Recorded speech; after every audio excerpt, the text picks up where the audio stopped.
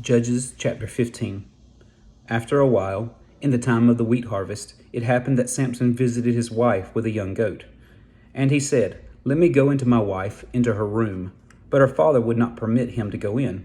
Her father said, "I really thought you thoroughly hated her, therefore I gave her to your companion. Is not her younger sister better than she? Please take her instead." And Samson said to them, "This time I shall be blameless regarding the Philistines if I harm them." Then Samson went and caught 300 foxes. And he took torches, turned the foxes tail to tail, and put a torch between each pair of tails. When he had set the torches on fire, he let the foxes go into the standing grain of the Philistines, and burned up both the shocks and the standing grain, as well as the vineyards and olive groves.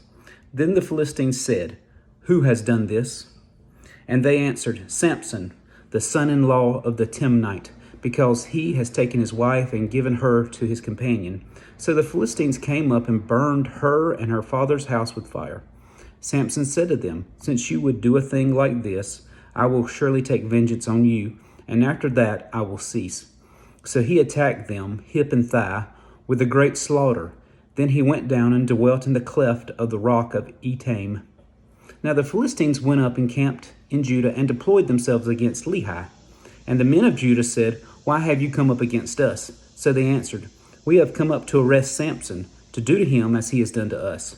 Then 3,000 men of Judah went down to the cleft of the rock of Etam and said to Samson, "Do you not know what the Philistines rule over us? What is this you have done to us?" And he said to them, "As they did to me, so I have done to them."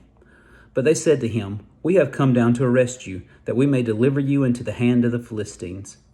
Then Samson said to them, "Swear to me that you will not kill me yourselves." So they spoke to him, saying, "No, but we will tie you securely and deliver you into their hand, but we will surely not kill you." And they bound him with 2 new ropes and brought him up from the rock. When he came to Lehi, the Philistines came shouting against him. Then the Spirit of the Lord came mightily upon him, and the ropes that were on his arms became like flax that is burned with fire, and his bonds broke loose from his hands. He found the jawbone of a donkey, reached out his hand and took it, and killed 1,000 men with it. Then Samson said, "With the jawbone of a donkey, heaps upon heaps. With the jawbone of a donkey I have slain 1,000 men." And so it was, when he had finished speaking, that he threw the jawbone from his hand and called that place Ramoth Lehi. Then he became very thirsty, so he cried out to the Lord and said, "You have given this great deliverance by the hand of your servant, and now shall I die of thirst and fall into the hand of the uncircumcised?" So God split the hollow place that is in Lehi, and water came out. And he drank, and his spirit returned, and he revived. Therefore he called the name of that place En Hakor, which is in Lehi to this day. And he judged Israel 20 years in the days of the Philistines.